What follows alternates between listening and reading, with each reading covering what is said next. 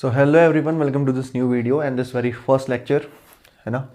तो पहला लेक्चर जो है अपना डेट इज़ जीत बायोलॉजी का अपन शुरू कर रहे हैं विद 12th बायोलॉजी के सबसे पहले चैप्टर के साथ, that is sexual reproduction in flowering plants, है ना। तो पहला लेक्चर है आज का, और जब ये लेक्चर पब्लिश हो रहा होगा वो डेट रही होगी आपकी 10th of April, है ना। तब तक आप इस लेक्चर को देख पा रहे होगे, और इसको हम शूट कर रहे हैं मल्टीपल डेज़ को यूज़ करके, यानी कि ऐसा नहीं है एक वन शॉट में आपको लेक्चर तो मिलेगा, बट हम जो इसको शूट कर रहे हैं वो कंटिन्यूस डेज़ का यूज़ करके, यानी कि छोटे छोटे लेक्चर्स जो हम रोज़ रोज़ कवर अप करते जा रहे हैं उनको कंपाइल्ड करके ये आप तक पहुंचाया जा रहा है। तो एक कंप्लीट लेक्चर रहेगा जिसमें theory, questions, immense number of questions, DPP, ये सारी चीज़ें हम ध्यान में रखते हुए चलेंगे, है ना। और उसी तरीके से इन सारी चीज़ों को हम अच्छे तरीके से कवर करते हुए आगे को बढ़ते रहेंगे। तो आज जो ये लेक्चर आपको मिल रहा है, तो मैं बता दूं ये पहला दिन है जब मैं इसको शूट कर रहा हूँ, ये पहला शूट है ना। इस तरीके के बहुत सारे अलग अलग डेज़ को कंपाइल करके आपको ये लेक्चर मिल रहा होगा। तो ये डे 1 का शूट है, ये डे 1 का शूट है। तो डे 1 है तो हम इंट्रोडक्शन ले रहे हैं अपना बायोलॉजी को, यानी कि हम बायोलॉजी को अभी हमने पूरी तरीके से शुरू नहीं किया है। अगर 11th में वीक भी रह गई है तो यहाँ कवर हो जाएगी। क्या इस चैप्टर में या 12th की बायोलॉजी में 11th के कुछ बेसिक्स की ज़रूरत है? तो अगर सीरियसली बताऊँ तो बायोलॉजी में बेसिक्स की ज़रूरत मुझे नहीं लगता है, सच है नहीं लगता, क्योंकि छोटी मोटी टर्म बीच में आते रहेंगी, वो मैं ही आपको क्लियर कराता हुआ चलता रहूँगा, है ना। हालाँकि आपको 11th की भी कवर करते हुए चलते रहना है। तो बायोलॉजी की जब हम बात कर रहे हैं डे 1, है ना, कौन कौन इसको देख सकते हैं, चाहे 11th में है, चाहे 12th में है, या फिर ड्रॉपर।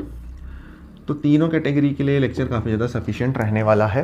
तो डे 1 है, हम बायोलॉजी के लिए इंट्रोडक्शन ले रहे हैं अपना, कि अपनी जो बायोलॉजी है भाई, है ना, वो किस तरीके से काम करती है, किस तरीके से कौन कौन से चैप्टर अपने बायोलॉजी में हैं। तो कौन कौन से चैप्टर अपने बायोलॉजी में हैं अगर आप जानना चाहते हो तो आप एक इंट्रोडक्शन लेक्चर देख लो, है ना। टाइम वेस्ट करने का कोई मतलब नहीं बनता उसमें, है ना।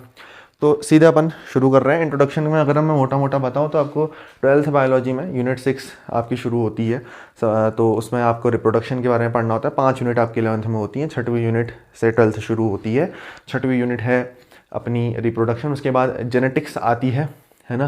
जेनेटिक्स के बाद आपको देखो एक मेन यूनिट है आपकी बायोटेक्नोलॉजी, जिसको आप नहीं छोड़ सकते। लास्ट में कुछ microbes in human welfare, human health diseases, ये सारी चीज़ें आपको पढ़ते रहना है ना। वो ह्यूमन हेल्थ और रिप्रोडक्शन में ही आपका आ जाएगा। मेन यूनिट बता देता हूँ। जैसे रिप्रोडक्शन आपका इंपॉर्टेंट है, जेनेटिक्स आपका इंपॉर्टेंट है, आफ्टर दैट बायोटेक, ये बहुत इंपॉर्टेंट है ना। इकोलॉजी वाली यूनिट आपकी जो है वो पूरी इंपॉर्टेंट है। तो इस तरीके से मल्टीपल यूनिट्स हमें यहाँ पर मिल रखी है। कुछ इजी चैप्टर आपको मिलेंगे, जैसे माइक्रोब्स इन ह्यूमन वेलफेयर, यहाँ आपको कुछ चीज़ें याद करनी है, बाकी चीज़ें अपने आप होती चलती हैं आगे को, है ना। तो इस तरीके से एक इंट्रोडक्शन वीडियो मैंने बना रखी है ऑब्वियसली, है ना, ऑलरेडी चैनल पे है, चाहो तो जाके देख सकते हो। फिलहाल हम इसको ही शुरू करते हैं डायरेक्ट, जो अपना लेक्चर है कंप्लीट करेंगे बेसिक्स से एडवांस तक का, है ना। कुछ भी चीज़ नहीं छूटेगी। इवन जो बेसिक से बेसिक चीज़ हो सकती है वो हम आपको बताने की कोशिश करेंगे और बता के आगे को चलेंगे, छोड़ेंगे कुछ भी नहीं, फॉर ऑब्वियस रीजंस। ओके, तो सबसे पहले एक चीज़ मैं चाहूँगा कि हर किसी के पास, है ना, एनसीईआरटी ज़रूर हो।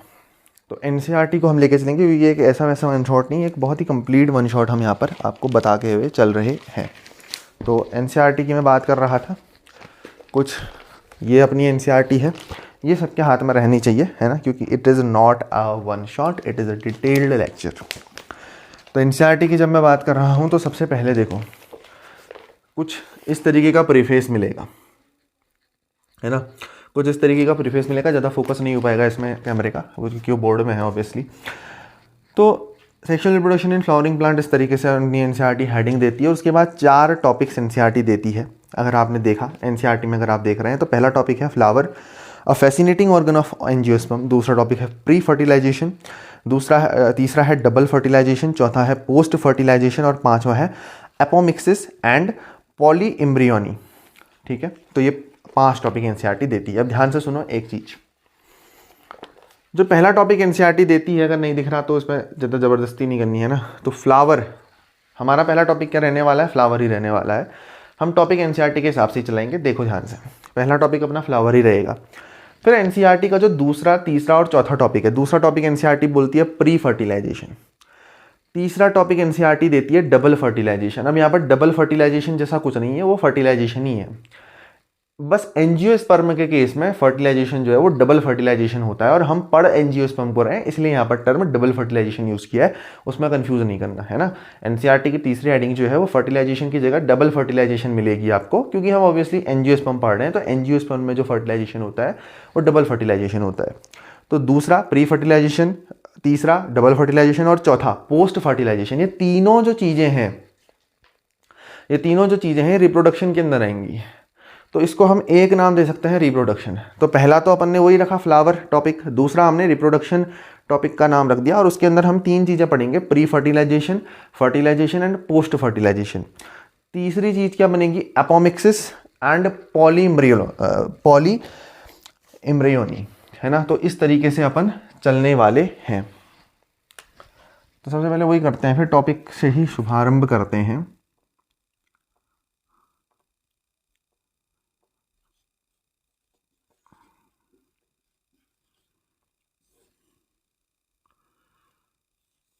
इस चैप्टर को हम ले जाएंगे कैसे। देखो एक्चुअली मैं क्या करता हूँ, मैं बहुत बार टॉपिक को बहुत ज़्यादा ब्रॉडली कैटेगराइज करता हूँ, बट ये छोटा चैप्टर है, पहला चैप्टर है, हर कोई ध्यान से समझता है, इसलिए 3 टॉपिक इनफ है, यहाँ ज़्यादा डिवाइड नहीं करना है ना। समराइज भी तो करना है ब्रेन में। ये तो एक चैप्टर है, अपने पास तो कितने चैप्टर पढ़े हैं, 19 चैप्टर तो 11th से ही अपने पास पहले से पढ़े हैं, यहाँ और एड ऑन है। तो इस तरीके से हमको हर चैप्टर को अगर ध्यान में रखना है तो कुछ ना कुछ तो सोच समझ के चलना ही पड़ेगा। तो इसीलिए यहाँ पर बहुत ज़्यादा टॉपिक मत बनाओ इस चैप्टर में, ज़रूरत नहीं है, क्योंकि है ना सिंपल इजी चैप्टर है। टॉपिक में अगर पहले टॉपिक की मैं बात करूँ, देखो भाई पहले टॉपिक की अगर मैं बात करूँ तो पहला ही जो टॉपिक हमने आने वाला है sexual reproduction in flowering plants में, वो आने वाला है फ्लावर। आई होप ये विजिबल हो, है ना। इसको मैं पेन चेंज करके लिख सकते हैं, वरना कोई दिक्कत नहीं है।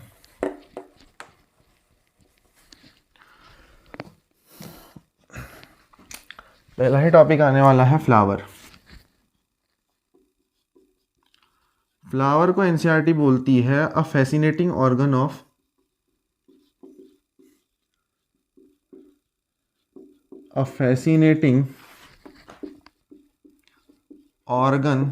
Of angiosperms. ठीक है, मैं देखो बायोलॉजी में अगर चीज़ों को समझना है तो सीधी सी बात है, टॉपिक को तोड़ के चलना पड़ता है। मैंने चैप्टर का नाम अभी तक नहीं तोड़ा है, इसलिए नहीं तोड़ा है क्योंकि बेसिक सी स्लाइड है, इसमें थोड़ा सा टाइम देंगे, हम पहले टॉपिक समझ लेते हैं, है ना। तो इसमें पहला ही टॉपिक पढ़ना है flower a fascinating organ of angiosperm, जो मैं आपको आज कराऊंगा, डेट इज डे 1 पे, है ना। हालांकि ऑनलाइन में तो ये 1 शॉट ही मिल रहा होगा, बट अभी जो हम कर रहे हैं डे 1 के हिसाब से जो हम चल रहे हैं उसमें ये पहला टॉपिक रहने वाला है फ्लावर। दूसरा जो रहने वाला है फ्लावर हमने पढ़ लिया, उसके बाद आप पढ़ोगे रिप्रोडक्शन। इस फ्लावर के अंदर क्या होगा भाई, इस फ्लावर के अंदर होगा रिप्रोडक्शन, जिसमें 3 इवेंट आएंगे, pre fertilization, fertilization and post fertilization. ठीक है, तीसरी चीज जो है यहाँ पर फ्लावर पढ़ लिया, है ना, रिप्रोडक्शन पढ़ लिया। अब एपोमिक्सिस के बारे में आपको पढ़ना है।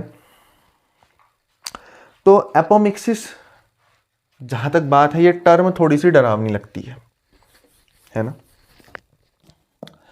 तो एपोमिक्सिस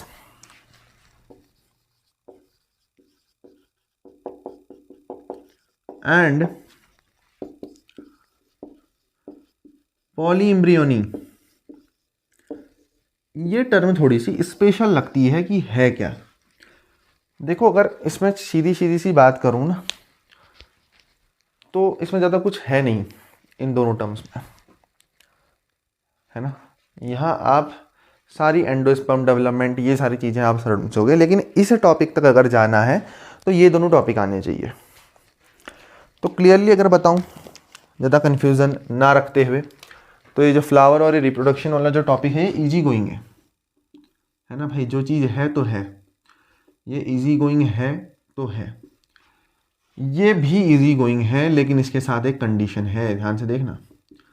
ये थर्ड टॉपिक भी ईजी गोइंग है, बहुत आसान सा टॉपिक है, बट इसके साथ एक कंडीशन है। कंडीशन क्या है इन दोनों टॉपिक को ध्यान से सुनना पड़ेगा, पहले और दूसरे को कवर अप अच्छे से करना पड़ेगा। कंडीशन ये है कि टॉपिक नंबर 1 और टॉपिक नंबर 2 ये क्लियर होने चाहिए, तो टॉपिक नंबर 2 अपने आप BMS हो जाएगा, ब्रेन में सेट हो जाएगा। तो थर्ड भी इजी गोइंग ही है, बस उसके लिए पहला और दूसरा वो अच्छे से आना चाहिए, है ना। कुछ इस तरीके की बातें हैं भाई। तो चलो फिर अब बहुत ही ज़्यादा भी इसमें टाइम नहीं लगाते और यहाँ से इसका शुभ आरंभ करते हैं। तो देखो ये अपने टॉपिक से सबसे पहले flower, a fascinating organ of angiosperms. Flower हमने पढ़ा, एक फैसिनेटिंग ऑर्गन है, एक स्पेशल ऑर्गन है एंजियोस्पर्म्स को जो हमें डिस्क्राइब करता है। उसके बाद हमने पढ़ा रिप्रोडक्शन, जिसमें pre fertilization, fertilization and post fertilization के इवेंट्स पढ़ेंगे। और उसके बाद लास्ट चीज़ हमको पढ़नी है, that is apomixis and polyembryony. तो ये चीज़ें जब अपन पढ़ लेंगे, है ना, तो अपना चैप्टर कवर हो जाएगा। तो चैप्टर को शुरू करते हैं फिर भाई। टॉपिक अपने इतने हैं, हमने इसको अच्छे से समझा, पूरा इसको समय दिया, पूरी इज्जत इसके टॉपिक्स को हमने दी है। अब इज्जत दी है तो इसकी थोड़ी सी धजिया भी उड़ानी पड़ेगी, यानी इसको समझना भी पड़ेगा अच्छे से। तो वही करते हैं। So let's begin with the name of the chapter, sexual reproduction in flowering plant. तो भाई चैप्टर का नाम है sexual reproduction in flowering plants. तो सेक्सुअल रिप्रोडक्शन कहाँ देखने को मिल रहा है भाई? फ्लावरिंग प्लांट्स में देखने को मिल रहा है ना। आई गेस वीडियो क्लियर है बिल्कुल। तो sexual reproduction in flowering plant, यहाँ पर आप अगर ध्यान से देखो तो आपके पास बस 2 टर्म हैं। पहली जो टर्म है वो है ये सेक्सुअल रिप्रोडक्शन, है ना, और दूसरी जो टर्म है वो है ये फ्लावरिंग प्लांट्स। ये इन तो बीच में थोड़ी सी इंग्लिश की इज्जत रखने के लिए लगा दिया है कि भाई इंग्लिश लैंग्वेज का आप प्रयोग कर रहे हो। तो सेक्सुअल रिप्रोडक्शन और फ्लावरिंग प्लांट के बीच में एक रिलेशन दिखाया है कि सेक्सुअल रिप्रोडक्शन कहाँ पढ़ना है, इन किस में पढ़ना है, फ्लावरिंग प्लांट में। तो ये जो इन है, ये तो सिंपल सी बात है, एक अंग्रेजी का शब्द है, तो इससे अपना कोई मतलब नहीं है ना। एज अ बायोलॉजी स्टूडेंट हमें इस इन से कोई मतलब नहीं है। तो अपने को 2 ही टर्म मिले फिर इस चैप्टर की हेडिंग से, जिनको हम डिकोड कर सकते हैं। पहला है फ्लावरिंग प्लांट, या फिर पहला है कह लो सेक्सुअल रिप्रोडक्शन। अच्छा, तो बताओ सर क्या है ये सेक्सुअल रिप्रोडक्शन, क्या है ये फ्लावरिंग प्लांट? तो जाओ सबसे पहले देखते हैं सेक्सुअल रिप्रोडक्शन क्या है ना। मार्कर आई गेस लाइट होते जा रहे हैं, बट कोई ना, हम इसको चला के रहेंगे। तो सेक्सुअल रिप्रोडक्शन है क्या भाई? सेक्सुअल रिप्रोडक्शन है जहाँ 2 गैमेट्स का जो है फ्यूज़न हो रहा होगा, है ना। 2 गैमेट्स का जो है वो फ्यूज़न हो रहा होगा। एक होगा मेल गैमीट और एक होगा फीमेल गैमीट। अब जिनको ये भी नहीं पता भाई इन साइंस का मतलब, तो ये जो साइन है ये हम मेल के लिए यूज़ करते हैं इन बायोलॉजी, और ये वाला साइन हम शी यानी कि फीमेल के लिए यूज़ करते हैं, है ना। तो ये उतना क्लियर नहीं है भाई, इसमें मज़ा नहीं आ रहा है ना। ब्लैक ही यूज़ करना पड़ेगा। ये मेल के लिए यूज़ करते हैं और ये फीमेल के लिए यूज़ करते हैं। हालांकि मैंने पेन बहुत अच्छी खासी जमा कर रखी है ना, थोड़ा सा इंटरेस्टिंग लुक देने के लिए डायग्राम वगैरह में, तो जो कि होनी भी चाहिए ऑब्वियसली। तो 2 चीज़ें होंगी भाई, एक मेल गैमीट होगा और एक फीमेल गैमीट होगा, है ना। आओ फिर देखते हैं सेक्सुअल रिप्रोडक्शन में एक्चुअली होता क्या है। तो जब हम बात करते हैं सेक्सुअल रिप्रोडक्शन की, तो सेक्सुअल रिप्रोडक्शन में एक पेरेंट ऑर्गेनिज्म होता है। देख से सेक्सुअल रिप्रोडक्शन, तो सेक्सुअल रिप्रोडक्शन में एक पेरेंट ऑर्गेनिज्म होता है जो कि कैसा होता है, डिप्लॉयड। अगर प्लांट की लैंग्वेज में बोलूं तो डिप्लॉयड, डेट इज 2n, ठीक है, डिप्लॉयड वो होगा। अब ये जो डिप्लॉयड पेरेंट ऑर्गेनिज्म है ना, ये क्या करता है, ये गैमीट प्रोड्यूस करता है। क्योंकि भाई ये डिप्लॉयड तो ऐसे फर्टिलाइजेशन नहीं करेगा। फर्टिलाइजेशन अगर कराना है तो इस 2n को n बनना पड़ेगा, क्योंकि एक मेल देगा एक फीमेल देगा, है ना। एक मेल देगा एक n और एक n फीमेल देगी, वो फ्यूज होगा तो तब 2n का जाइगोट बनेगा। अगर मेल ने भी 2n दे दिया, फीमेल ने भी 2n दे दिया, तो वो तो 4n बन जाएगा। सर 4n नहीं हो सकता क्या? नहीं हो सकता भाई, बहुत बड़ी गड़बड़ हो जाएगी, है ना। 4n पॉसिबल नहीं है, 4n पॉसिबल नहीं है, वो बहुत बड़ी गड़बड़ कर देगा, ऊपर नीचे सारे फंक्शन हो जाएंगे। तो इसीलिए ये जो सेक्सुअल रिप्रोडक्शन है इसमें एक पेरेंट ऑर्गेनिज्म होगा जो कि होगा 2n, जो कि क्या होगा 2n होगा। अब ये 2n वाला ऑर्गेनिज्म जो है, वो क्या करेगा, देखो अगर वो 2n वाला ऑर्गेनिज्म मेल है तो वेट अ मिनट, बिल्कुल अगर वो 2n वाला ऑर्गेनिज्म मेल है तो वो मेल गैमीट को प्रोड्यूस करेगा,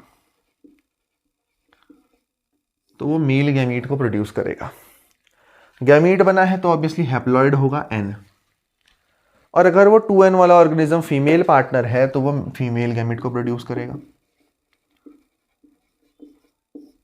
और ये भी हैप्लॉइड होगा भाई n।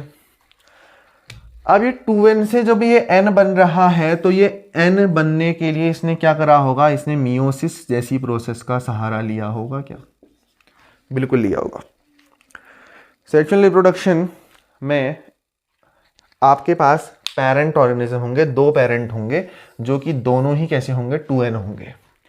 वो 2n में मियोसिस होगी, अगर वो पेरेंट ऑर्गेनिज्म मेल है तो मेल गैमीट बनाएगा, फीमेल है तो फीमेल गैमीट बनाएगा। हमने यहाँ पर दोनों पेरेंट ऑर्गेनिज्म को एक ही जगह पर रिप्रेजेंट कर दिया है ना, जिनसे हमको एक से मेल गैमीट मिलेगा और एक से फीमेल गैमीट मिलेगा। फिर क्या होगा, ये मेल और फीमेल गैमीट कंबाइन करेंगे, फर्टिलाइज करेंगे और जाइगोट की फॉर्मेशन करेंगे जो कि 2n दैट इज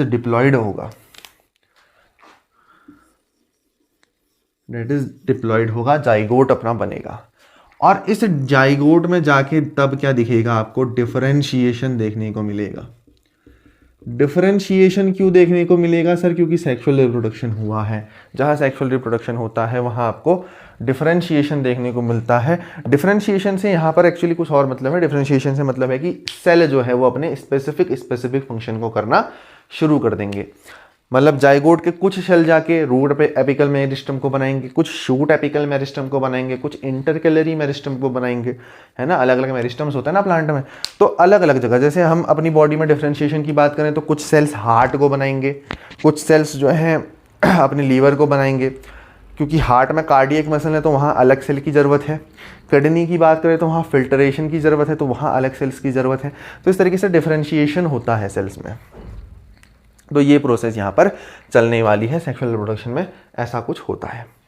अब हमने कहा यहाँ मियोसिस हो रही है। अगर मैं आपको मियोसिस का थोड़ा सा याद दिलाने की कोशिश करूँ, क्योंकि मियोसिस हमने पिछले साल पढ़ी है, तो मियोसिस में एक्चुअली होता क्या था, है ना। अगर किसी ने ये नहीं पढ़ी तो इसमें कोई एक वो वाली बात नहीं है, हाइपर होने वाली बात, क्योंकि ये इस साल है नहीं कोर्स में, है ना, वो तो पिछले साल ही हो गया, जिसने पढ़ना था वो पिछले साल हो गया।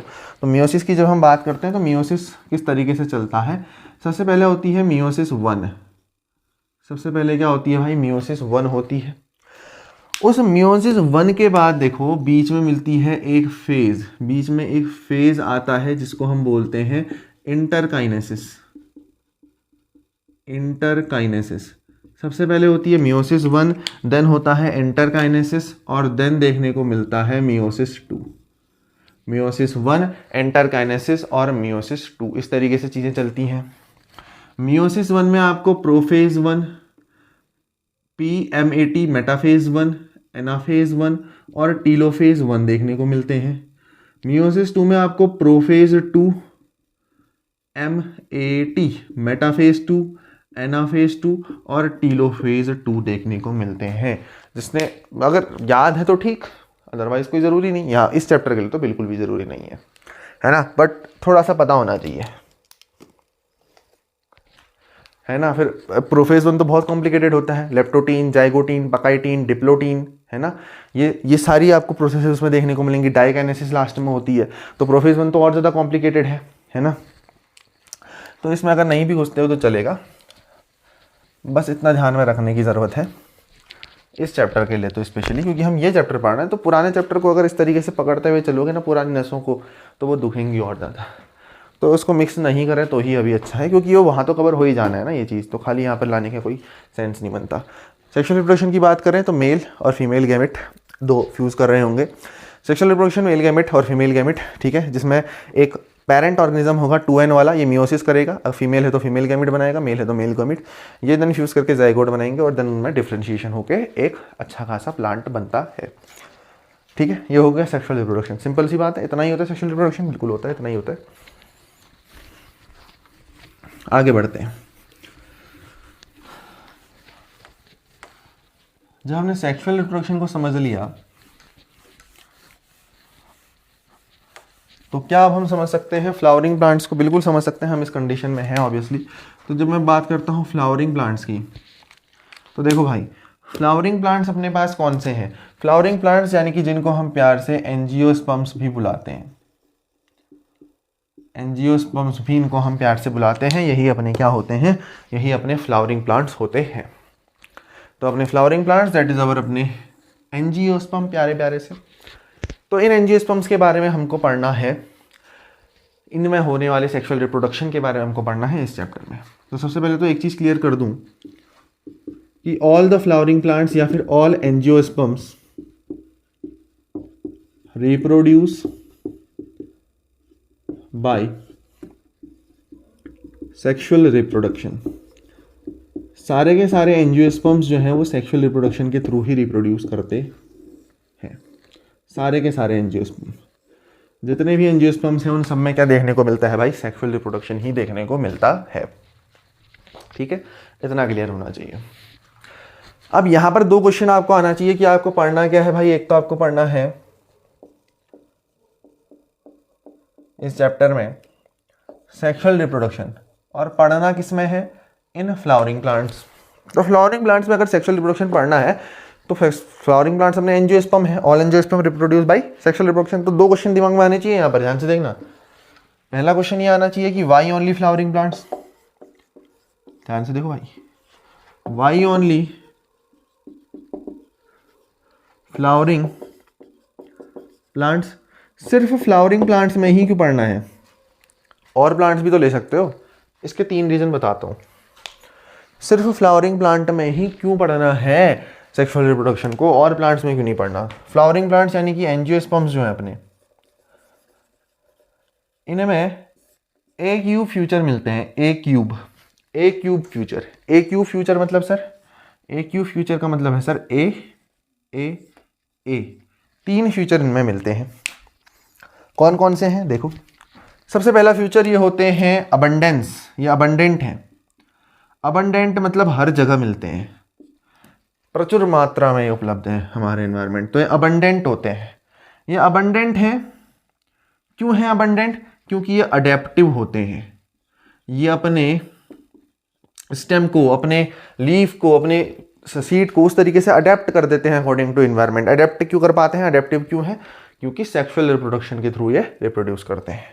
तो एंजियोस्पर्म को ही क्यों पढ़ना है? क्योंकि ये अबंडेंट होते हैं, ये अडेप्टिव होते हैं। क्योंकि ये अबंडेंट हैं, ये अडेप्टिव हैं, और इसीलिए सबसे ज़्यादा क्या है? एडवांस भी तो हैं। तो 3 रीज़न मैंने आपको बता दिया कि हम फ्लावरिंग प्लांट्स को ही क्यों कंसिडर कर रहे हैं इस चैप्टर में। हम फ्लावरिंग प्लांट्स को ही क्यों पढ़ते आ रहे हैं। 11th में हमने मॉर्फोलॉजी ऑफ फ्लावरिंग प्लांट पढ़ा, हमने एनाटॉमी ऑफ फ्लावरिंग प्लांट पढ़ा। 11th हमने पहले 4 चैप्टर करे थे। सबसे पहले living world, then biological classification, then हमने प्लांट किंगडम करा, देन हमने एनिमल किंगडम करा, वो था डाइवर्सिटी वाले यूनिट में। उसके बाद आया क्या? अपने फ्लावरिंग प्लांट्स के बारे में, जिसमें पहला चैप्टर आया स्ट्रक्चरल ऑर्गेनाइजेशन वाली वो यूनिट थी, जिसमें सबसे पहली चीज़ थी मॉर्फोलॉजी ऑफ फ्लावरिंग प्लांट, दूसरी चीज़ थी एनाटॉमी ऑफ फ्लावरिंग प्लांट। वहाँ फ्लावरिंग प्लांट पढ़े। और अब sexual reproduction flowering plant, that means ये कुछ ना कुछ स्पेशल तो है। क्यों पढ़ रहे हैं? 3 रीजन बता दिए। ए क्यूब, अबंडेंट, अडेप्टिव, एडवांस। ठीक है, एडवांस क्यों है? देखो भाई, एनसीईआरटी एक सीक्वेंस अपने को सिखाती है, अगर आपने ध्यान से देखा। 11th में हमने देखा कि हमने सबसे पहले एल्गी को पढ़ा, देन हमने ब्रायोफाइट्स को पढ़ा, देन हमने टेरिडोफाइट्स को पढ़ा, देन हमने जिम्नोस्पर्म्स को पढ़ा, और एट लास्ट जाके भाई हमने कहीं तब जाके एंजियोस्पर्म्स को पढ़ा था। कुछ ऐसा ही हुआ था क्या? तो जो सबसे लास्ट में पढ़ रहे हो सबसे ज़्यादा क्या होता है? एडवांस होता है। ये एक इवोल्यूशन बताया एनसीईआरटी ने। सबसे पहला प्लांट एल्गी बना, एल्गी इवॉल्व हुआ, ब्रायो में आया, ब्रायो टेरिडो में गया, टेरिडो जिम्नो में गया, जिम्नो में सबसे ज़्यादा एडवांस प्लांट जो आज अपने पास है, जो हमें आसपास भी ज़्यादातर देखने को मिलता है, डेट इज एंजियोस्पर्म। तो एनजीओ अपने को सबसे लास्ट में पढ़ने को मिला। क्यों कंसिडर किया फ्लावरिंग प्लांट? 3 रीज़न आपके सामने है। दूसरा क्वेश्चन, मैंने कहा था 2 क्वेश्चन आएंगे माइंड में, तो दूसरा क्वेश्चन है कि ये सेक्सुअल रिप्रोडक्शन के फायदे क्या हैं, है ना। सेक्सुअल रिप्रोडक्शन आप किस में करा रहे हो भाई? फ्लावरिंग प्लांट में करा रहे हो ना, तो उससे बात करो। सेक्सुअल रिप्रोडक्शन के एंजियोस्पर्म में, है ना, यही क्यों होता है भाई? सेक्सुअल रिप्रोडक्शन ही क्यों होता है एंजियोस्पर्म में? कुछ और रिप्रोडक्शन क्यों नहीं होता? मतलब अगर सेक्सुअल रिप्रोडक्शन हो रहा है तो उसके कुछ फायदे होंगे, है ना, कुछ फायदे तो होंगे, बिल्कुल फायदे हैं। आओ देखो, सबसे पहला है कलर। आपको रंग बिरंगे कलर, अलग अलग कलर के फ्लावर दिख रहे हैं, वो एक एड है सेक्सुअल रिप्रोडक्शन का। आपको अलग अलग टाइप का इन्फ्लोरेसेंस दिख रहा है। इन्फ्लोरेसेंस में जैसे साइमोज, रेसिमोज है ना। इन्फ्लोरेसेंस मतलब किस तरीके से वो फ्लावर का गुच्छा बना हुआ है। तो कलर दिख रहा है, अलग अलग टाइप के इन्फ्लोरेसेंस आपको देखने को मिल रहे हैं। उसके बाद आप देखोगे तो आप गेजिंग कर रहे हो। गेजिंग मतलब, गेजिंग से यहाँ पर मतलब है beautifulness of flower. Beautifulness of flower यानी कि फ्लावर कितना सुंदर है, आप उसको देखे जा रहे हो। तो फ्लावर इतना अच्छा क्यों बन पा रहा है भाई? इसके यही तो कारण है ना कि फ्लावर में सेक्सुअल रिप्रोडक्शन हो रहा है, तो उसके यही फायदे हैं कि उसमें कलर में चेंज आते रहेगा, उसके इन्फ्लोरेसेंस में चेंज आ जाएगा, है ना। उसको आप देखे जा रहे हो, गेजिंग कर रहे हो, बहुत अच्छा सा आपको फ्लावर दिख रहा है। तो ये सारी चीज़ें जो हैं ये एक एड है सेक्सुअल रिप्रोडक्शन के लिए, ऐसा आपका एनसीईआरटी बोलती है। चाहो तो इसको नोट कर सकते हो। ये वैसे मैंने लिखा है जनरली स्कूल के एग्जामिनेशन के लिए जो आता है ना। इसमें ही फ्रेगनेंस भी आप डाल सकते हो। एनसीईआरटी आपका फ्रेगनेंस को भी ऐड करती है। और फ्लोरल अपेंडेजेस, फ्लोरल पार्ट्स को तो आप लाओगे ही लाओगे। तो फ्लोरल अपेंडेजेस मतलब फ्लावर के ही पार्ट हो गए, है ना। तो ये सारी चीज़ें हैं। फ्लोरल पार्ट्स भी लिख सकते हो, है ना। सेक्सुअल रिप्रोडक्शन के क्या क्या फ़ायदे हैं अगर आए तो ये फ़ायदे हैं। ये जनरली नीट में नहीं आएगा, है ना। ये आपको एग्ज़ाम में कहीं से, क्योंकि एनसीईआरटी का एक भी वर्ड अपने को नहीं छोड़ना, दैट्स इट। तो नोट डाउन कर सकते हैं इसको।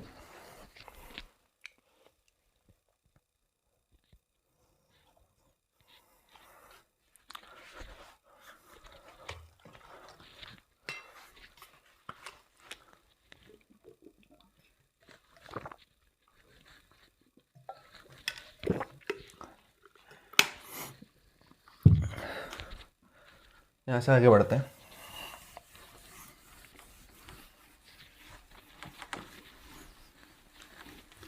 तो अपन ने बेसिक तो कवर कर लिया भाई, चैप्टर का नाम समझ लिया, सेक्सुअल रिप्रोडक्शन समझ लिया और फ्लावरिंग प्लांट समझ लिया, है ना।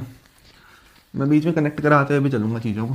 अभी तो मैंने बहुत ज़्यादा टाइम लगा दिया इधर, बट आमतौर पे इतना लगाएंगे नहीं हम, क्योंकि बेसिक है तो हर किसी को साथ में ले उठाना पड़ता है। तो उठाते वक्त तो टाइम तो लगता ही है भाई। टॉपिक 1, यहाँ से आपका टॉपिक 1 शुरू होता है, दैट इज़ फ्लावर। फ्लावर क्या है? अ फैसिनेटिंग ऑर्गन ऑफ एंजियोस्पर्म्स। ऐसा तो आपकी एनसीईआरटी की हेडिंग ही बोल देती है, इतनी लंबी तो हेडिंग ही है, तो हमने भी यही डाल दी, है ना। अच्छी हेडिंग लगी, साइज हेडिंग लगी, बढ़िया हेडिंग लगी, तो ये डाल दी। Flower a fascinating organ of angiosperms. ठीक हो गया? अच्छा सर, बढ़ सकते हैं क्या आगे को? बिल्कुल बढ़ सकते हैं। तो हम फ्लावर के रिलेशन के बारे में पढ़ते हैं। अब आपकी एनसीईआरटी बोलती है फ्लावर का रिलेशन विद ह्यूमंस। मैं एक भी शब्द नहीं छोड़ूंगा एनसीईआरटी का, है ना। तो वो रिलेशन विद ह्यूमंस की बात करता है। हालांकि बहुत बेसिक सी चीज़ है ना, इसको याद नहीं करना। इस चीज़ में आप क्रॉस लगा के चलोगे कि अगर रिवीजन की बारी आती है तो इसको रिवाइज नहीं करना, बस समझना ज़रूर है ना। क्योंकि मैं एनसीईआरटी अगर लाइन बाय लाइन नहीं ले जा रहा हूँ तो एटलीस्ट ऐसे तो बता ही सकता हूँ। जो चीज़ बिल्कुल इंपॉर्टेंट नहीं है उसमें मैंने कह दिया क्रॉस लगा देना, तो ये चीज़ वो उसमें से आती है। तो अगर फ्लावर की बात करते हैं रिलेशन विद ह्यूमन में, तो फ्लावर का रिलेशन क्या है यार ह्यूमन के साथ? देखो सबसे पहली चीज़ तो ये, आजकल क्या है, आजकल लोगों को क्या बनना है? एस्थेटिक बनना है। तो एस्थेटिकनेस के लिए फ्लावर का यूज़ किया जाता है बायस, है ना। हमको अब इसी बात है, हमेशा एस्थेटिक बनने का है ना। तो उस तरीके से है, एस्थेटिक बनने के लिए लोग फ्लावर का यूज़ कर सकते हैं। किस तरीके से करेंगे एस्थेटिक बनने के लिए? ऑर्नामेंट्स के यूज़ में। तो ऑर्नामेंट्स, आभूषण बना सकते हैं लोग ना फ्लावर के। तो एस्थेटिक और ऑर्नामेंट्स, ये 2 रिलेशन है ह्यूमन के साथ। तीसरा रिलेशन अगर मैं देखूं तो सोशल, रिलीजियस। सोशल मतलब सोसाइटी में, रिलीजियस मतलब रिलीजन में, भगवान को अर्पित करना। सोशल मतलब आमतौर पे आसपास कहीं हम फूलों का बके देते हैं, किसी का कुछ अच्छा हो रहा है तो सोशल में आएगा, वो रिलीजियस में आ जाएगा, भगवान को अर्पित करना। फिर सोशल है, रिलीजियस है और रीजनल। रीजनल मतलब बहुत सारी जगहें ऐसी हैं जहाँ एक पर्टिकुलर फ्लावर को बहुत ज़्यादा माना जाता है। जैसे बहुत सारी जगहों पे एक पर्टिकुलर फ्लावर से बहुत सारे त्योहारों में उसको यूज़ किया जाता है, ऐसे भी होता है ना, तो वो रीजनल है। या रीजनल मतलब आप ऐसे भी कह सकते हो कि बहुत सारी जगहों पर एक ही टाइप का फ्लावर मिलता है। तो उस तरीके से सोशल भी है, रिलीजियस भी है और रीजनल, ये तीनों वैल्यूज़ फ्लावर लाता है ना। तो पहला एस्थेटिक बनना है भाई, ऑर्नामेंट्स है, सोशल, रिलीजियस और रीजनल वैल्यूज़ हैं। और अगर आप बाद में देखो, आके देखो, तो किसी पिंकी को अगर फ्लावर देना है ना, तो क्या बोलते हैं उसको, लव। तो लव में इसका यूज़ किया जाता है ना भाई। लव में इजहार करने के लिए, बोलने के लिए क्या फ्लावर का यूज़ ही तो किया जाता है। तो वही चीज़ यहाँ पर है।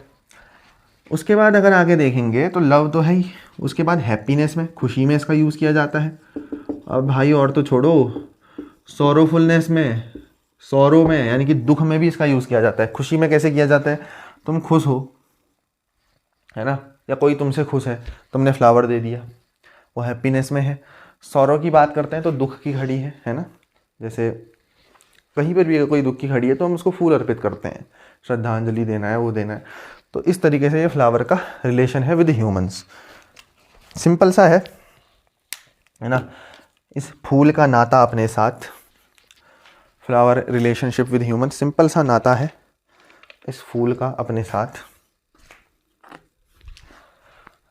आगे अगर देखें तो ये तो फ्लावर का रिलेशन था ह्यूमन के साथ। अब हम फ्लावर का रिलेशन देखने वाले हैं किसके साथ, बायोलॉजिस्ट के साथ।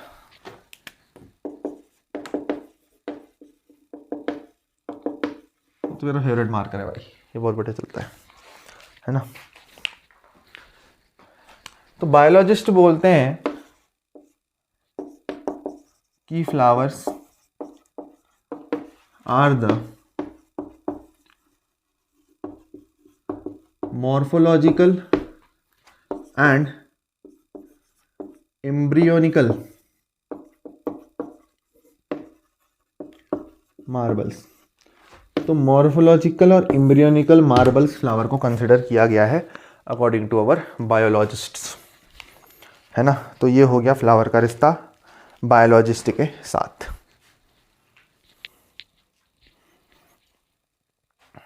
क्यों भाई, तो ये चीज़ें हो गई। आगे बढ़ते हैं फिर अब।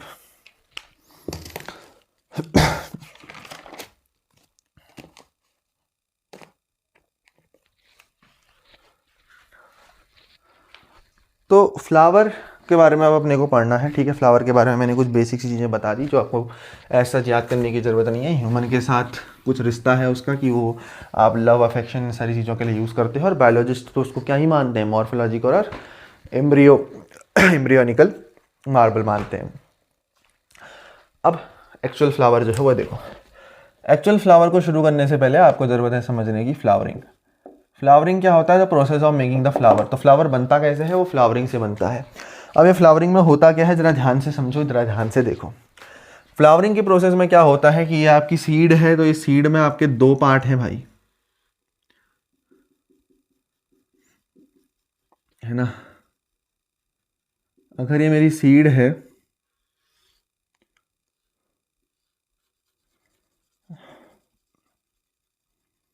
अगर ये मेरी सीड है तो इसमें दो पार्ट हैं भाई।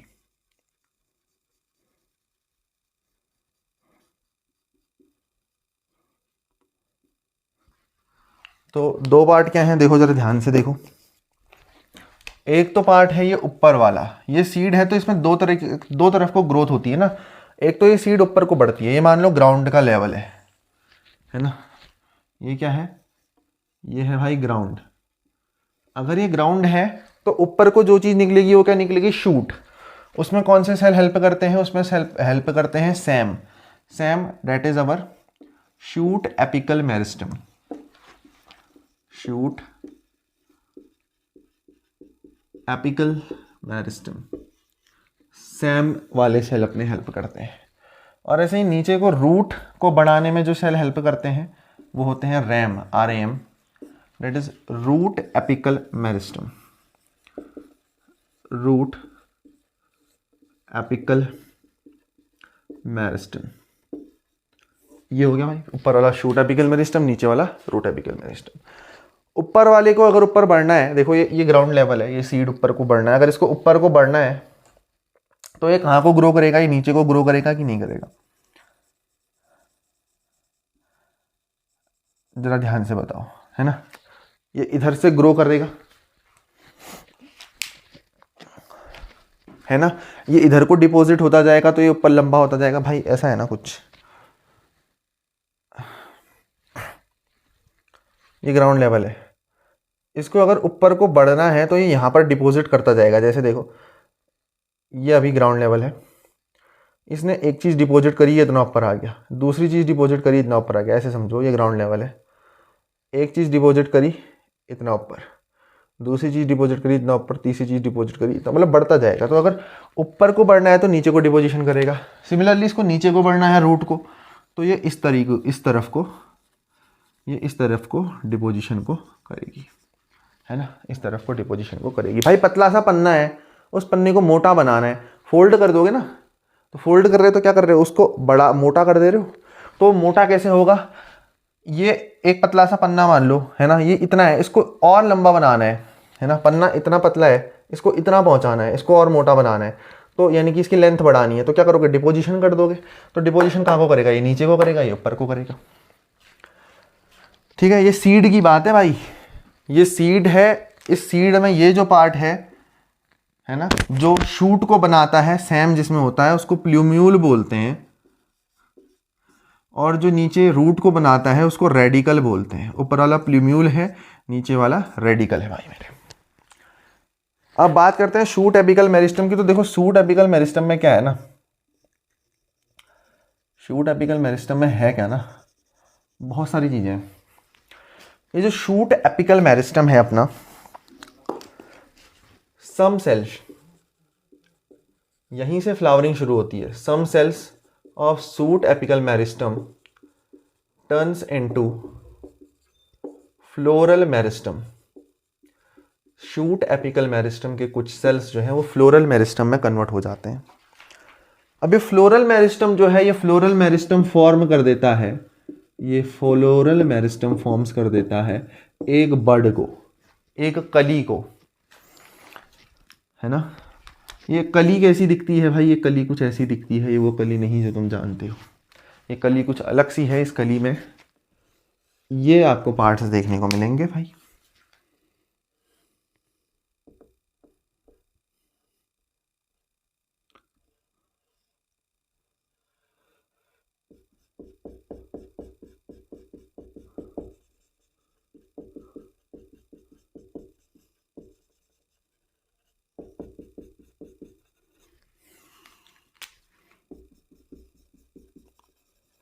कुछ इस तरीके की बर्ड आपको देखने को मिलेगी, इन विच ये जो पार्ट है आपका, ये है आपका पेटल, ये जो काला वाला पार्ट है ये है आपका सेपल।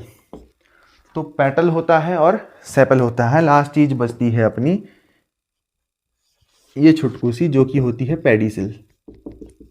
ये क्या होती है, पेडिसिल, है ना। ये अपनी बर्ड होती है कुछ इस तरीके की। आई गेस ये क्लियरली विजिबल होगा। ठीक है, वो पेटल है अपना, वो सेपल है और वो पेडिसिल है। ये जो बर्ड है ये बाद में आपका क्या फॉर्म करती है भाई, ये बर्ड बाद में फॉर्म करती है, यही बर्ड डेवलप होती है, कहने का मतलब एक फ्लावर में। तो इसी को तो अपने फ्लावरिंग कहा है, इसी को अपन ने फ्लावरिंग कहा है। कैसे हुई फ्लावरिंग, जरा ध्यान से देखो मेरे भाई। ये एक सीड थी, ये एक सीड थी, ग्राउंड लेवल पे थी। सीड का वो पार्ट जो रूट को बना, जो शूट को बनाता है उसको प्लूम्यूल कहते हैं, जो रूट को बनाता है उसको R for root, R for radical कहते हैं। रेडिकल में होता है अपना रूट एपिकल मेरिस्टम, जो कि ऊपर को डिपोजिशन करता जाएगा, रूट लंबी होती जाएगी। शूट में होता है अपना शूट एपिकल मेरिस्टम, जो कि नीचे को डिपोजिशन करता जाएगा, शूट लंबी होती जाएगी। इस शूट एपिकल मेरिस्टम, इस सैम के कुछ सेल्स फ्लोरल मेरिस्टम में कन्वर्ट हो जाते हैं मेरे भाई, फ्लोरल मेरिस्टम को बना देते हैं। ये floral meristem in terms form करता है बर्ड्स को। ये फ्लोरल मेरिस्टम बर्ड को बनाता है। बर्ड कैसी दिखती है, ऐसी दिखती है। ये नीचे का जो पार्ट है इसको पेडिसिल कहते हैं, इसको सेपल कहते हैं, हरा पार्ट होता है, और ये पेटल पंखुड़ियाँ जिसको हम कहते हैं वो पेटल होती हैं। बाद में ये बर्ड डेवलप होकर अपना फ्लावर को बना देती है, एंड दैट्स इट, अपना फ्लावर बन गया। अब जब हमने फ्लावर की बात करी, हमने फ्लावर को बना दिया, तो ये फ्लावर दिखता कैसा है भाई, आओ देखते हैं। इस फ्लावर को क्या नाम दूं, पहले बना लेते हैं फिर नाम दे देंगे, है ना।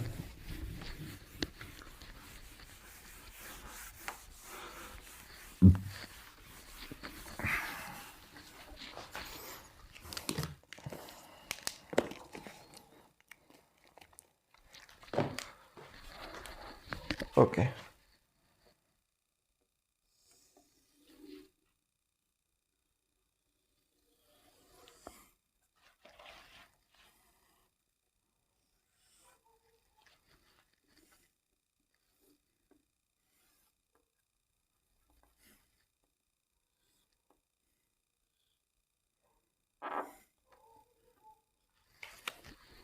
ये कुछ ऐसा है। नीचे का पार्ट पहले आपको बनाना है मेरे भाई, फिर ऊपर के पार्ट की तरफ फोकस करेंगे।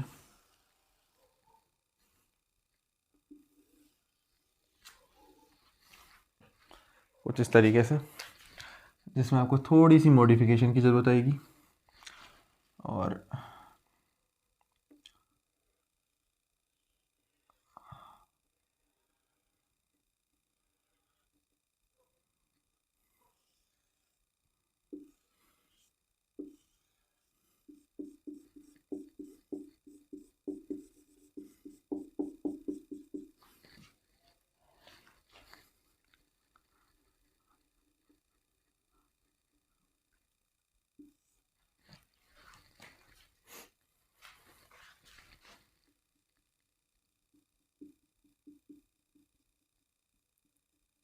ये तो अभी और डेप्थ में जाके इसको पढ़ना है ना, बट बेसिक तो बताओ पहले।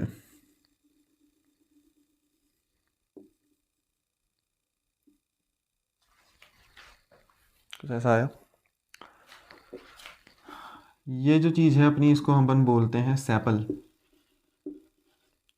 रिप्रेजेंट करते हैं के सिंबल से, और इसका नाम एक और होता है कैलिक्स।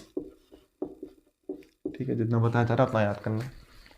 सेपल के से रिप्रेजेंट करते हैं, कैलिक्स इसको भी बोलते हैं, कैलिक्स भी बोलते हैं इसको। फिर माइक का तार, ऊपर वाली जो चीज़ है इसको अपन बोलते हैं पेटल। नीचे सेपल है, ऊपर पेटल है।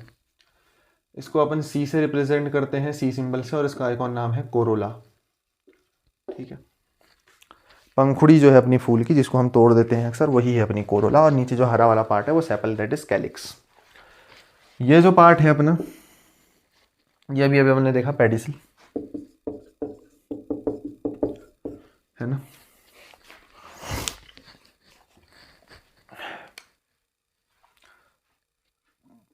पेडिसल के बाद ये वाला जो पार्ट है जहाँ पर ये अपना अंदर को धंसा हुआ है, इसको अपन बोलते हैं थैलेमस। थैलेमस, ठीक है, इसको अपन बोलते हैं थैलेमस। तो ये पूरा फूल है, जिस डंडी को आप पकड़ते हो उसको पेडिसल बोलते हैं। जिसमें ये जुड़ा हुआ है ये पार्ट, ये वाला पार्ट, क्या पार्ट अभी बताऊंगा, जिससे ये पार्ट जुड़ा हुआ है पेडिसल से, उसको थैलेमस बोला गया है। ये जो साइड में पंखुड़ियाँ टाइप की निकली होती हैं, हरी हरी सी, वो सेपल होती हैं। ये जो पंखुड़ी होती है मेन, जिसको हम तोड़ देते हैं, उसको पेटल हम बोलते हैं।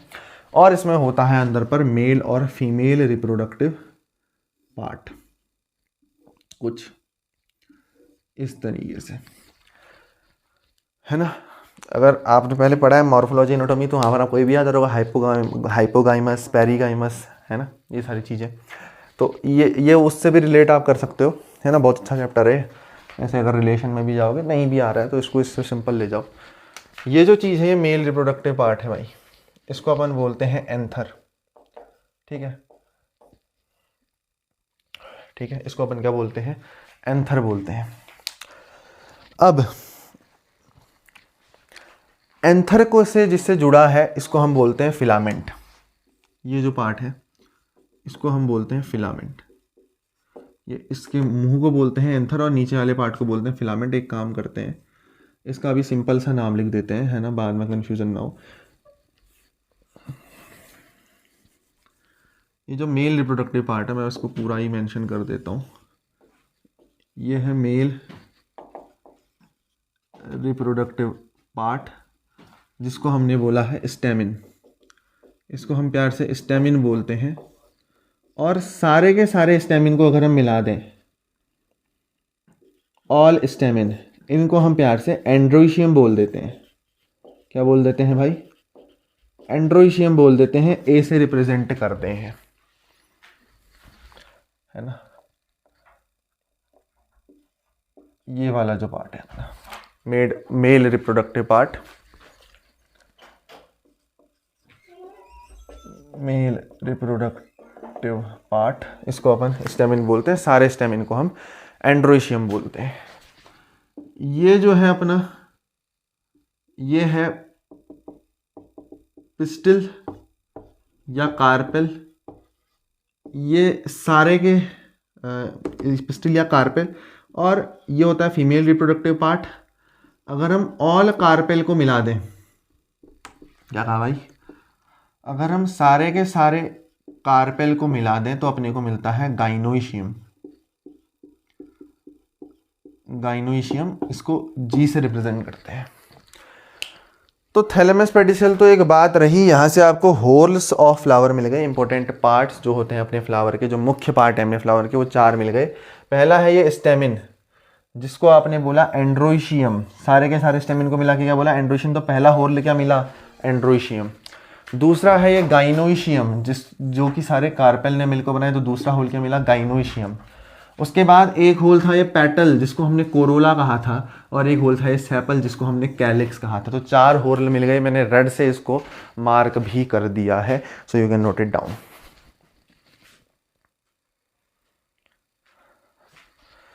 आगे बढ़ने से पहले मैं एक चीज़ बहुत बहुत बहुत बहुत बहुत बहुत बहुत बहुत ज़्यादा क्लियर कर देना चाहता हूँ कि ये जो फिगर है, ये अ फ्लावर, यानी कि एक फ्लावर तो है, लेकिन ध्यान रखना ये एलएस है। मैं इन चीज़ों पे बहुत फोकस करता हूँ। ये एनसीईआरटी ने भी साफ साफ लिखा है कि ये फ्लावर का एलएस है भाई। एलएस मतलब लॉन्गिट्यूडनल सेक्शन है, ये टीएस मत समझना, ये ट्रांसवर्स सेक्शन नहीं है, ये एलएस है। ये लॉन्गिट्यूडनल सेक्शन है फ्लावर का, है ना। ये फ्लावर का एलएस है, ये उसका डायग्राम है। जब फ्लावर को लॉन्गिट्यूडनली कट करके उसका सेक्शन किया, उसको जब पढ़ा, तो ये भैया उसकी बात है यहाँ पर, ठीक है। आगे बढ़ते हैं, फिर जल्दी से नोट डाउन करेंगे।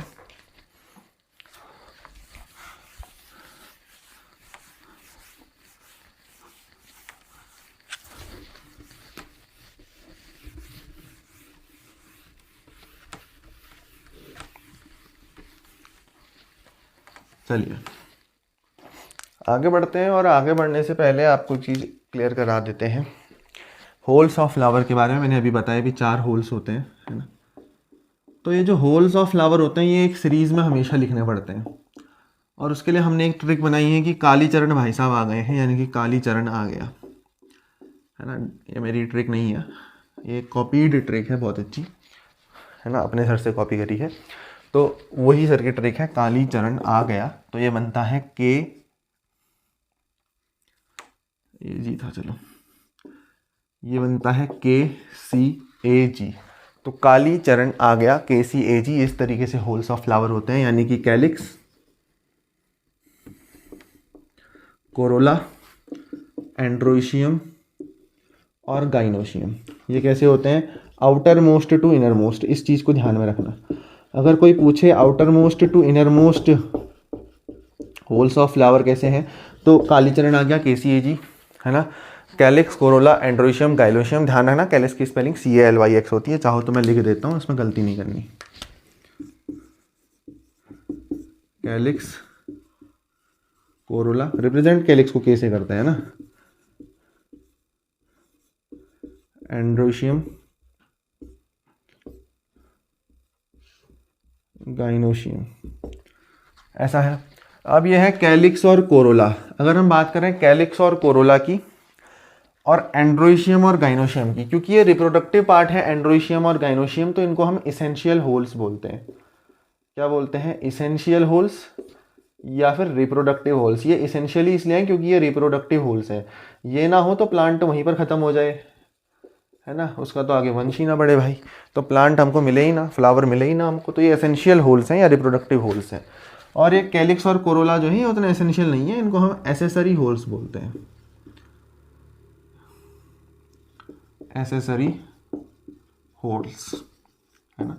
तो ये होता है फ्लावर के बारे में जब आप सारी चीज़ों को जानने बैठते हो। ये एसेसरी होल्स हैं, ये एसेंशियल या फिर रिप्रोडक्टिव होल्स हैं, एंड्रोशियम एंड गाइनोशियम। ठीक है, आगे बढ़ते हैं। और अब लास्ट चीज़ अपने चैप्टर के डे 1 की, है ना। ये पार्ट 1 ही अपन ने करा, टॉपिक 1 अपना यहाँ से ख़त्म हो जाएगा, फिर हम टॉपिक 2 की तरफ बढ़ जाएंगे। टॉपिक 1 की लास्ट चीज़ क्या है, देखो ये जो फ्लावर है, फ्लावरिंग हुई तो फ्लावर बना। फ्लावरिंग में क्या हुआ था भाई, कुछ शूट एपिकल मेरिस्टम SAM के सेल फ्लोरल मेरिस्टम में कन्वर्ट हुई, उस फ्लोरल मेरिस्टम ने बड बनाई और उस बड ने फ्लावर बनाया, तो फ्लावरिंग से फ्लावर बना। अब इस फ्लावर के अंदर होगा रिप्रोडक्शन। इस फ्लावर के अंदर क्या होगा भाई, रिप्रोडक्शन होगा। ये रिप्रोडक्शन किस तरीके से होगा जरा थोड़ा सा समझ लेते हैं। ये रिप्रोडक्शन किस तरीके से होगा समझ लेते हैं। टॉपिक 2 अपना यही है ना। दूसरा टॉपिक है अपना रिप्रोडक्शन। इसके बाद पहला टॉपिक खत्म हो गया है ना। इसके बाद 2 टॉपिक बचते हैं, एक है रिप्रोडक्शन और तीसरा टॉपिक जो है वो अपन अगले से अगले दिन थर्ड डे में करेंगे। उसके बाद क्वेश्चन प्रैक्टिस ही करनी है। तो रिप्रोडक्शन की जहाँ बात करते हैं तो 3 प्रोसेस इसमें है। सबसे पहले होता है प्री फर्टिलाइजेशन, मतलब रिप्रोडक्शन में फर्टिलाइजेशन ही तो करते हैं। तो फर्टिलाइजेशन से पहले क्या होगा, प्रिपरेशन होगी फर्टिलाइज होने की, मिलने की प्रिपरेशन होगी, तो मिलने की प्रिपरेशन को ही प्री फर्टिलाइजेशन कहते हैं। उसके बाद प्रोसेस होती है फर्टिलाइजेशन की। अब ये फर्टिलाइजेशन जो है, ये जनरली हम फर्टिलाइजेशन टर्म यूज़ करते हैं, लेकिन इन केस ऑफ एनजीओ, अगर आप एंजियोस्पर्म्स की बात करोगे, एनजीओ की बात करोगे, तो यहाँ पर डबल फर्टिलाइजेशन टर्म का यूज़ होता है, क्योंकि एंजियोस्पर्म्स में डबल फर्टिलाइजेशन देखने को मिलता है। प्री फर्टिलाइजेशन होगा, फर्टिलाइजेशन होगा, और उसके बाद अपने को पढ़ना होगा पोस्ट फर्टिलाइजेशन। पोस्ट फर्टिलाइजेशन, तो ए टॉपिक ये है, बी टॉपिक ये है और सी टॉपिक ये है। ये सब टॉपिक्स हैं ABC under the main topic reproduction. उसके बाद थर्ड टॉपिक अपना लास्ट बचेगा, वो तो अपन कर ही लेंगे, छोटा सा टॉपिक है ना। तो 3 दिन में 3 टॉपिक करेंगे, उसके बाद क्वेश्चंस करेंगे इमेंस नंबर। तो ये चीज़ है ना। तो इससे पहले ही कुछ और हो, हम हेडिंग डाल लेंगे अपनी बढ़िया सी। अच्छा, यहाँ पर अगर आप देखना चाहो NCERT आप कवर अप, क्योंकि अब जैसे मैंने पहले कहा है ना, हमको भागना नहीं है कहीं। तो ये अपनी NCERT सारी चीज़ें भाई आपको यहाँ से कवर मिलने वाली है। देखो ये प्री फर्टिलाइजेशन, यहाँ से हमको प्रश्न शुरू करना है। आज हमने इतना ही कवर करा है। ये पहला पन्ना, ये दूसरा पन्ना है ना, ये डे 1 है, आपको तो साथ ही में मिल रहा होगा। इसमें टाइम देना ज़रूरी था सारी चीज़ों को समझने के लिए। अच्छा, अब अगर आज की अगर हम DPP की बात करें, DPP, तो DPP क्या होगा, यानी कि रोज़ के लिए कुछ प्रैक्टिस तो देनी ही है। DPP में ऐसी कोई चीज़ नहीं है इंपॉर्टेंट, कुछ चीज़ हमने पढ़ी तो कुछ भी DPP नहीं है ना। पहले तो टॉपिक 2 डाल लेते हैं अपन, उसके बाद एक क्वेश्चन लूँगा। Topic 2 that is our reproduction, ये अपन नेक्स्ट डे से शुरू करने वाले हैं। और जहाँ तक बात है DPP की, तो नो DPP फॉर टुडे, यानी कि डे 1 के लिए। आप चाहो तो मैं डे बताता चल रहा हूँ, तो आप लेक्चर भी ब्रेक कर सकते हो ना, ये डे 1 में इतना देखना, डे 2 में इतना देखना, तो उस तरीके से। तो फिलहाल तो कोई DPP नहीं, बट हाँ एक चीज़ ज़रूर है कि एक क्वेश्चन आपको जानना है, नॉट एसेंशियल, ज़रूरी नहीं है, बट मैं कल बताऊँगा। That is what is floriculture, what is floriculture. NCERT का ही क्वेश्चन है, NCERT में भी नहीं दिया है, कहीं से जान के आना है। तो एक चीज़ का सहारा आपको यहाँ पर ले सकते हो, गूगल बाबा, है ना। तो फ्लोरिकल्चर क्या है ये आपको जानना है। With this signing off for today, Archit.